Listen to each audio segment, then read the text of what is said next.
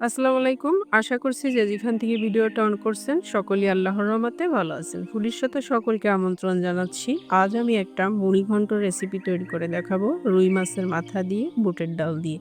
এটা কিন্তু খুবই সুস্বাদু হয়ে থাকে। আমরা মেহমান আপ্যায়নের জন্য এটা রেডি করতে পারি কিংবা নিজেরা খাওয়ার জন্য তৈরি করতে পারি। চলুন তাহলে আমরা রেসিপিটি শুরু করি। এখানে আমি ৪০০ গ্রাম রুই মাছের মাথা নিয়েছি। মাথাগুলো একটু আকারে ছোট। এরকম ছোট মাথা কিন্তু খুবই ভালো হয় রান্নাটা। দিয়ে দিলাম ১ চা চামচ লবণ। লবণটা স্বাদ মতো দেওয়া যেতে পারে। আর ১/২ চা চামচ হলুদের গুঁড়ো দিয়ে দিচ্ছি। দিয়ে একটু ভালো করে মেখে নিচ্ছি।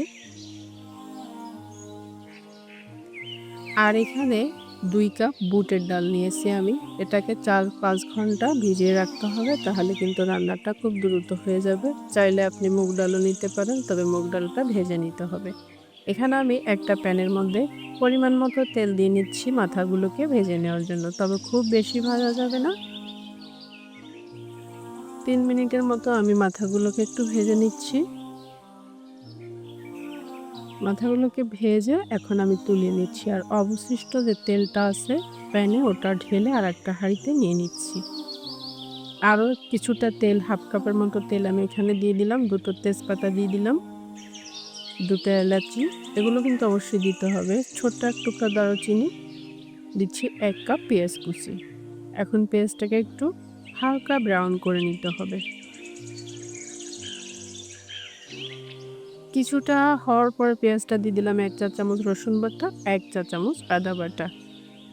দিয়ে আরেকটু কষিয়ে নিচ্ছি। দিয়ে দিচ্ছি একটা টমেটো কুচি।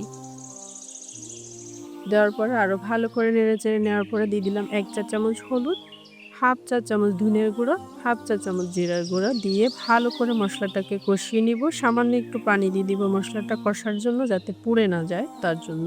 ১ চা চামচ দিয়ে নিলাম লবণ। লবণটা স্বাদ মতো দেওয়া যেতে পারে। দিয়ে একটু নেড়েচেড়ে নিচ্ছি। এখন ঢাকনা লাগিয়ে দিচ্ছি ২ মিনিটের জন্য। চুলার আঁচটা মিডিয়াম টু লোতে থাকবে। ২ মিনিট পর ঢাকনাটাকে সরিয়ে নিলাম আর দিয়ে দিচ্ছি এই যে ভিজে রাখা ডালগুলো। ডালগুলো দিয়ে একটু ভালো করে কষিয়ে নিতে হবে ৩ থেকে ৪ মিনিট। ডালটা ভালো কষা হলে কিন্তু মুড়িঘন্টর স্বাদটা খুবই ভালো হবে। কষিয়ে নিয়ে আমি দিয়ে দিচ্ছি মাথাগুলোকে।